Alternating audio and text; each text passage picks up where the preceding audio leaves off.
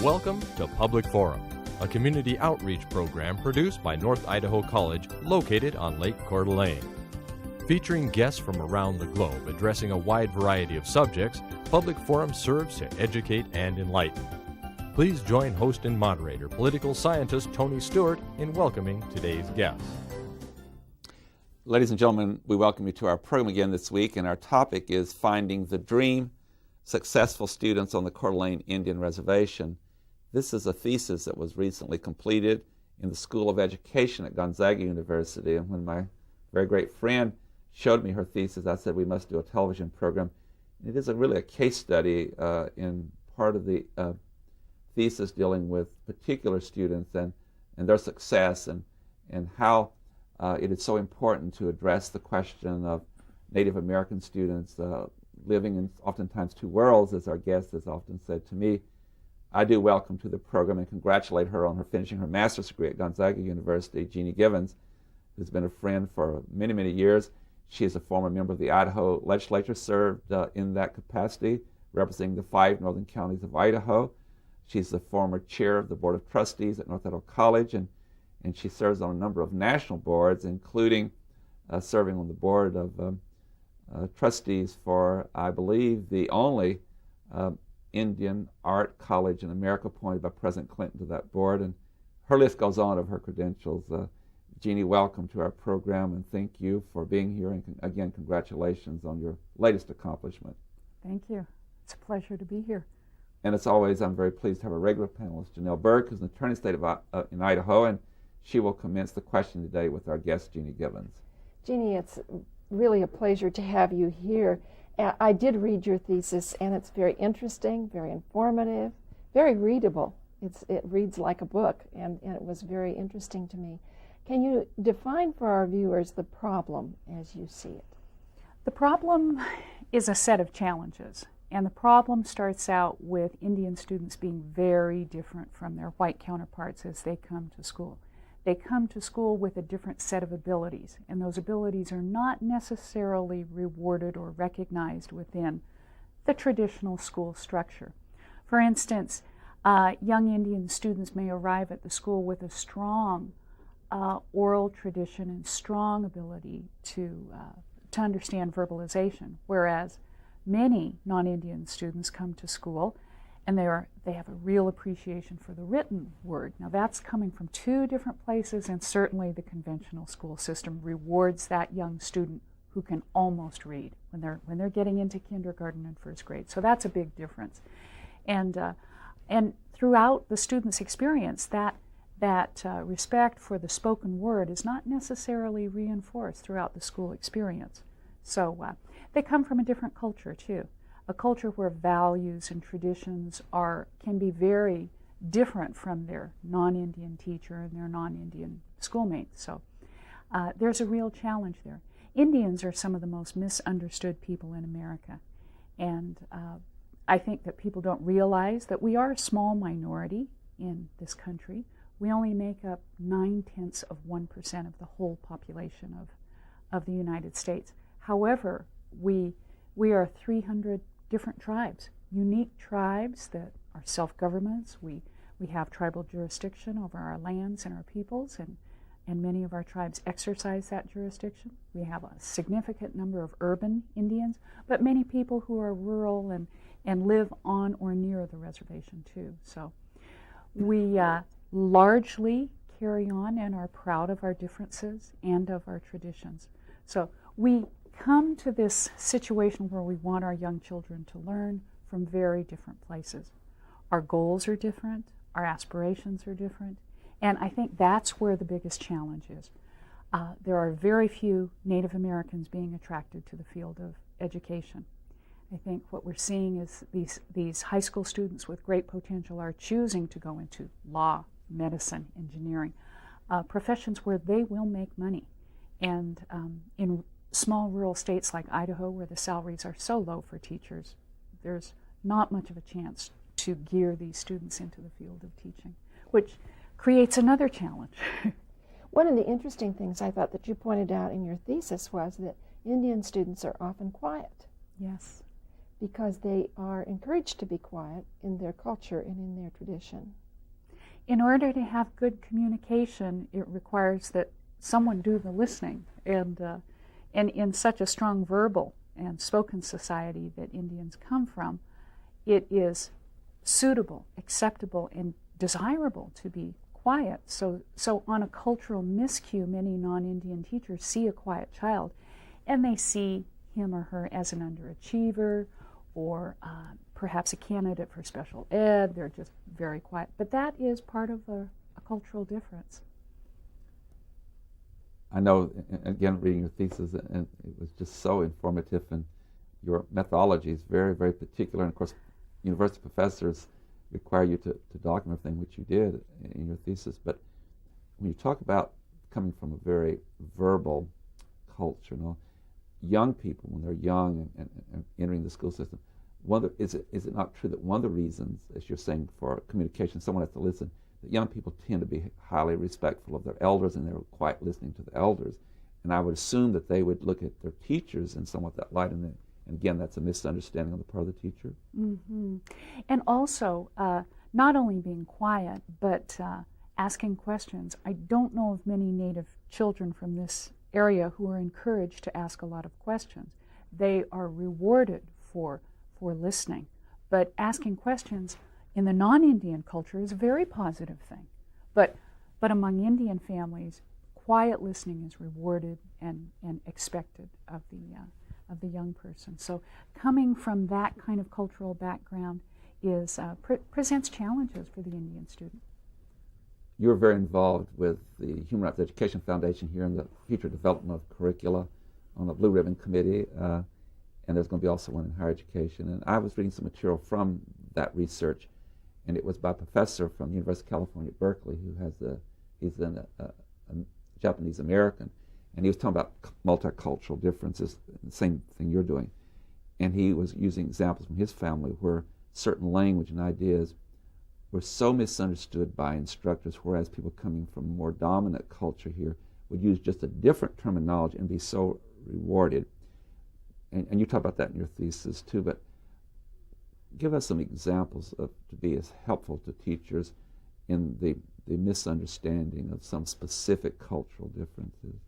Well, there's been some established intelligences, and they're creative intelligence, mathematical, linguistic, musical, all of that.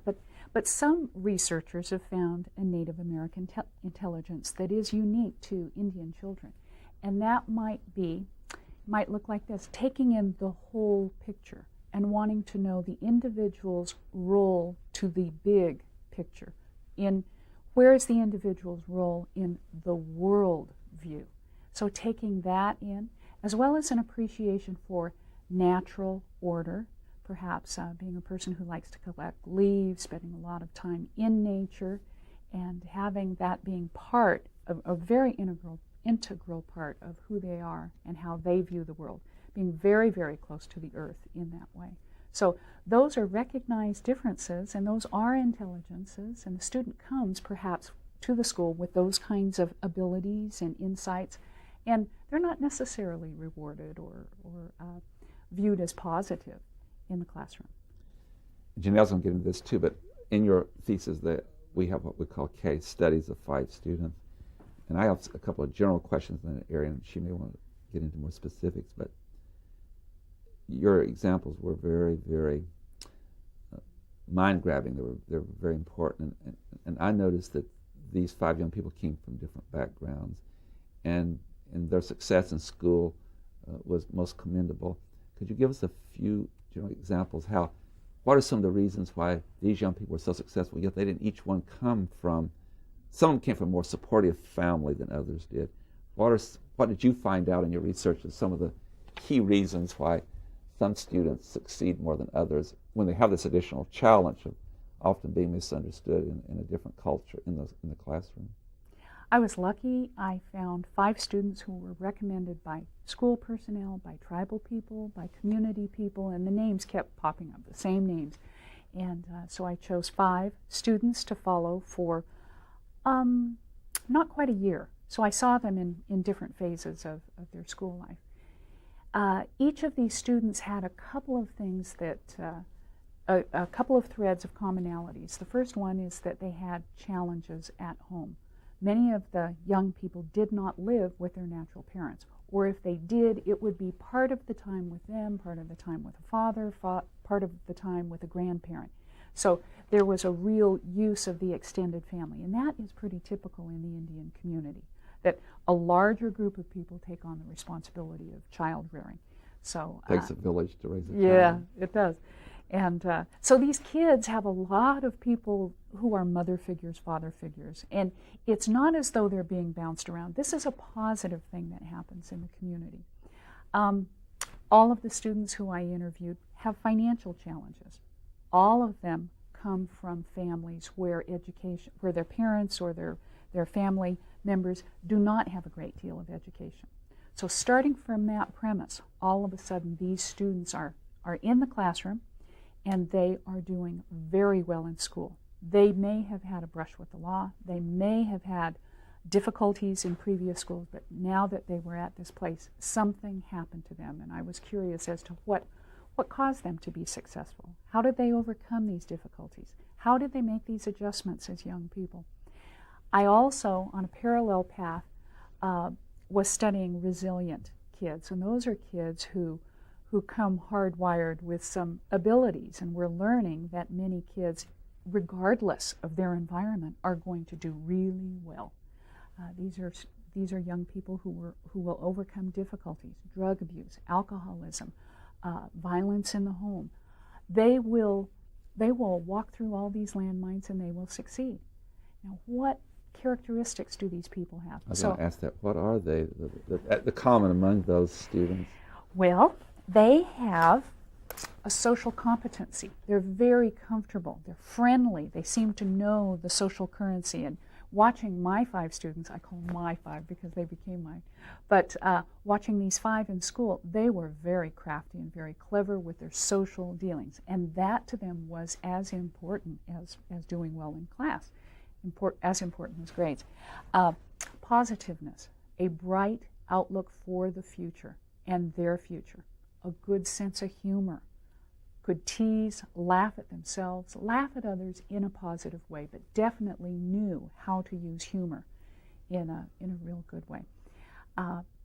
They all had at least one caring adult in their life, perhaps not a relative, but someone, maybe a teacher, maybe a priest, maybe a nun, or tribal leader, or a grandmother, an aunt. Someone was telling them that they were good people, that they had high expectations, that they would do well in life. Someone was anticipating for them. And lastly, they themselves had a sense of purpose and of future. And so they were using phrases like, when I graduate from high school, I will go to college. When I go to college, I'll be doing this. And so they played out this drama for themselves without a lot of adult input. So they were going, they were moving in their world. Driven, focused. Mm-hmm. One other thing then, back to Janelle, I sense from what you're saying too, the particular students that you studied, and there are others like this too, of course, but they have a real great talent and ability and understanding to walk in 2 worlds. They understood their ancestors and their cultural Indian culture, but they also understood what was going on in another culture that maybe the appreciation that they have just has a tremendous help to them, saying, even though those who were working with them may not have understood it near as well as they did, didn't they? Mm-hmm. And that is the other layer of responsibility that these young people have on them, is that is that they must, if they want to be successful, they must walk in 2 worlds. They must go to the university or the college that is not an Indian college, and they need to learn and to develop their skills and abilities. And many of them will come back and help their people and work for Indian organizations or be involved in some way. So they carry that little extra burden that other young people who have been in resilient studies, they don't have that extra burden, that cultural identity. So the walking in 2 worlds means 1 foot in the white world and 1 foot in the Indian world. And to be able to walk that is a difficult balancing act. But these kids do it. It shows this extra strength they have doing it that some other students in the classroom does not have to do that. They do not have to do that. Janelle Burke. One of the interesting things was that you mentioned that several of these students were involved in athletics and how important athletics is to the Indian student. I'm so grateful that in small rural communities, athletics plays a real big role in the community. And I saw that in terms of it gives them something to do. The coaches remark that they become a nucleus, a family. They rely on each other, and it gives them that support. And a coach in a young boy or young girl's life really means a lot. They take on almost a parental role. But sports does another thing for the American Indian student. What happens in a racially mixed community like the Coeur d'Alene Reservation is that if the Indian student is doing well and leading the charge in basketball or football, they are recognized, honored, and respected by the non-Indian community. That's a very big step, not only for them individually, but for the future of good race relations. So I saw these kids being respected by both Indian and non-Indian, and I was surprised and delighted. Now tell us about a couple of your students, or one or more of your students. Tell us something about those students that you studied. James. James is since graduated and going off to school, but while I was part of his life and he was part of the study, he was active. He was in student government. He was a volunteer for social activities. He was taking very difficult, high-end level mathematics and physics and English. He took above and beyond what was ever expected of him. His grades were not straight A, but he challenged himself. And when I consider the kind of life that he had, he was living with his grandfather, long bus ride, and then moved from his grandfather's to another house. So always moving, and that was just part of his life. But everybody uniformly loved James, and he fit in real well with that whole microcosm of the school. And people saw for James that he had a future, and they believe that he'll do great. He also wants to be an attorney, and that would be a very good thing. I want to tell you about Chief. Chief is the one young adult that I interviewed, and he is a young person, the oldest of 6 children. He was raised in a very challenging family with a difficult life, and he basically took care of his younger brothers and sisters. He would get the kids up in the morning and help everybody get dressed and fed and out and going to get on the bus to go to school. And for him, at a very early age, he knew that in order for him to have a good life, that school was going to make the difference for him. He went on and did very well in school. He played every possible sport he could play. And then he also was a real charmer. Everybody remembers Chief, that boy, he was such a smoothie. And his one teacher who I interviewed said, I would love to have a room full of Chiefs. And Chief was so great. And he has since returned to work for the tribe, the Coeur d'Alene tribe, and he did a stint in Washington, D.C. with an American Indian lobbying group, and now he's working for the tribe. So that coming back to help your people, Chief has come full cycle. So he's a person that I watched growing up as he was growing up, and I will continue to watch him too. He's an inspiring young person. He's about 30 now. I would hope that you would take this opportunity with your expertise, and I should mention that you are a member of the Coeur d'Alene tribe, and you too have lived in 2 worlds, and you've been such an inspiration to the entire tribe and all the success you've had in representing in the legislature and others so many important issues, and human rights is certainly one of those. And would you take this time with all the experience and the education you have now to give advice to teachers who have not had the opportunity or haven't taken the opportunity, would be a better term, I guess, to understand some of the differences in culture that they could use so valuably in the classroom? I'm thinking again of this article I was so impressed with from the professor at Berkeley when he talked about how teachers have certain techniques they can use that just change the world for those young people when they understand really how to communicate with key words and key language, or key drills, or are simulations or case studies? Mm-hmm. Well, teachers certainly have big jobs, and we ask a great deal of our teachers, but I think that we can expect that teachers be comfortable with themselves, with the subject of diversity, and they will have a diverse student population as the years go on. If the numbers bear out, even in North Idaho, our minority populations will be growing, and I hope that the teachers are ready for that. I think with American Indian students, as they teach Indian students, be aware of those intelligences that I mentioned, the natural order of the world and wanting to find one's individual place in the world. Those are interesting concepts that can be taught to. Also, don't make assumptions that your Indian student knows everything about Indian history from A to Z. They may not.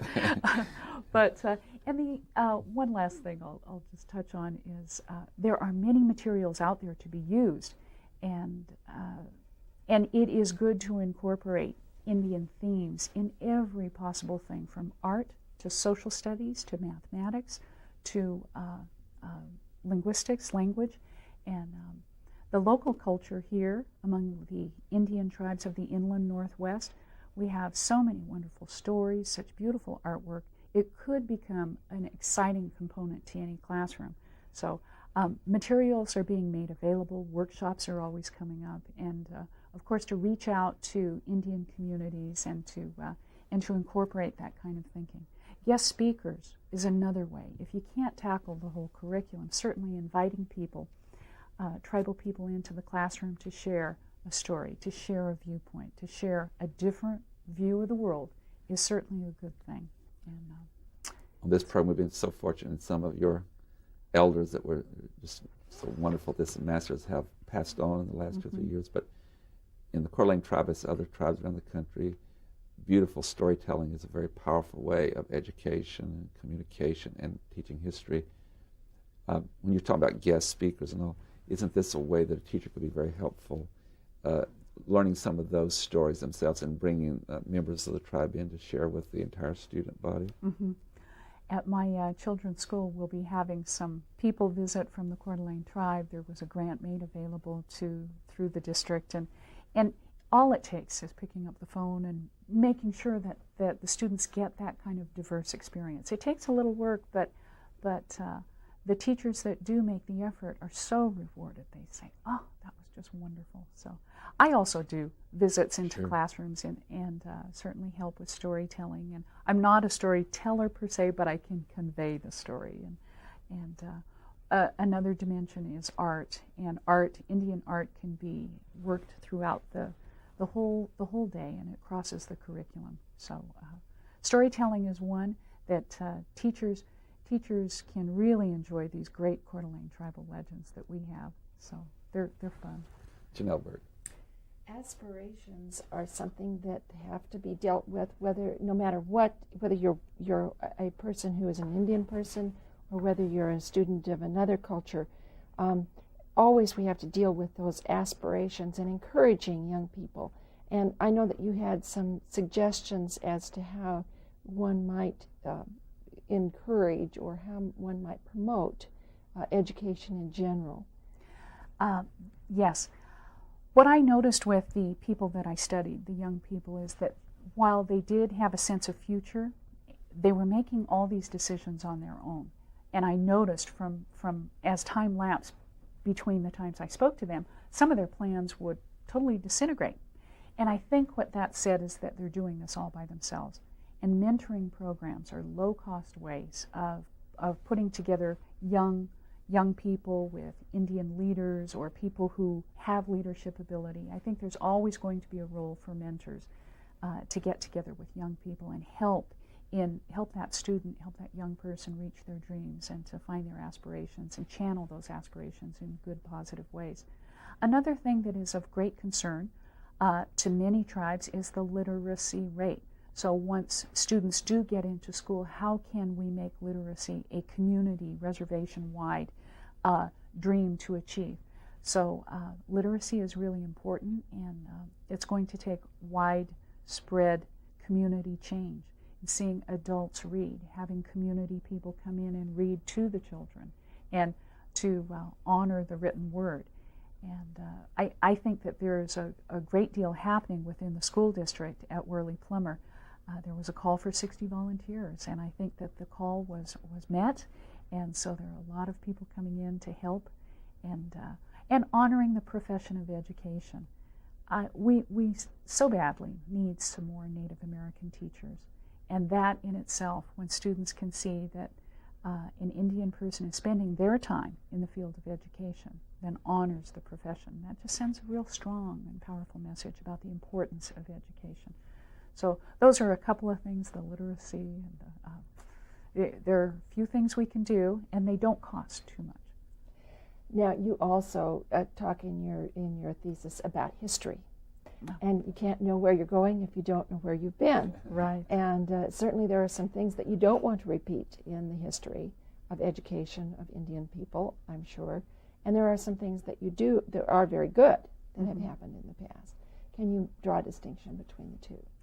Well, the history of American Indian education in this country is a very sad story. It's a story about reforming the individual and reforming this individual to not be Indian.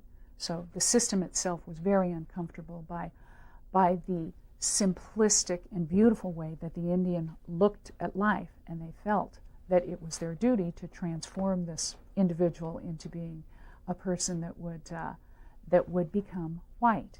And that was the goal in the mid-1800s all the way till about the 1930s. So that had a terrible impact upon our whole total sense of Indian identity. I'm so sorry to interrupt. The clock wins on the show all the time. And Jeannie, I hope you'll come back and we'll continue this conversation at a later date on other things that we did not cover. Thank you so much for being here. It's always a pleasure having you on the program. Jeannie Gibbons has been talking about finding the dream, successful students at the Coeur d'Alene Indian Reservation, and how students live often in two worlds, the Indian world and then the school that they go to, and how successful these particular students have been. It's been very energizing to have you here, and good luck to you on all the things you'll be doing in the future in education. Ladies and gentlemen, we've enjoyed so much bringing this program to you, and we know it's been helpful to you as it has been to us. And I would like to invite you to be with us again next week, when we'll move to yet another subject as we each week try to deal with different issues. Until then, please have a good week. I am Tony Stewart. Recorded on the campus of North Idaho College, Public Forum is the longest-running entirely college-produced program on PBS. Each episode is pre-recorded live and is an educational outreach from North Idaho College. Please join us again at this same time next week for another edition of Public Forum on this public television station.